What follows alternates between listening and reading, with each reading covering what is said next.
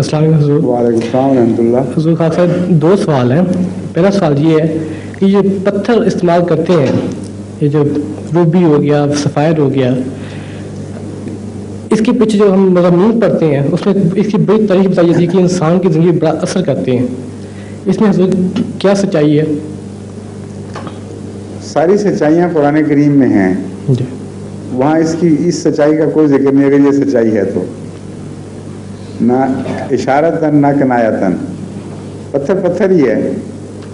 پتھر کے متعلق یہ تو لکھا ہوا ہے کہ وہ جہنم کی خوراک ہوگا، اور بعض دلوں کے متعلق لکھا ہوا ہے کہ وہ پتھر ہو جاتے ہیں. یہ بھی لکھا ہوا ہے کہ بعض پتھروں سے چشمے پھوٹ پڑتے ہیں اللہ تعالیٰ کی رحمت کے. تو اس قسم کے پتھروں کا تو ذکر ملتا ہے. سیفائر اور روبی کا اس کے علاوہ کوئی نہیں ملتا کہیں ذکر. یہ قصے بنائے ہوئے ہیں لوگوں نے. قصے سب فرضی جھگڑے ہیں. بعضوں کو منحوس بتایا ہوا ہے، بعضوں کو ببرکت بتایا ہوا ہے. عملی زندگی میں ان پتھروں کا کوئی بھی اچھا اثر یا برا اثر ہمیں دکھائی نہیں دیتا. اب یہ جو تھا ڈیوک آف ونسر جس نے بادشاہی چھوڑی تھی، کیا نام تھا اس کا؟ شہزادہ ایڈورڈ دی 8. ہاں، وہ اس کے بیوی کے پتھر دکھے ہیں نا کتنے ہیں. کیا ان کی زندگی پہ اثر پڑا ہے ان پتھروں کا؟ کچھ بھی نہیں.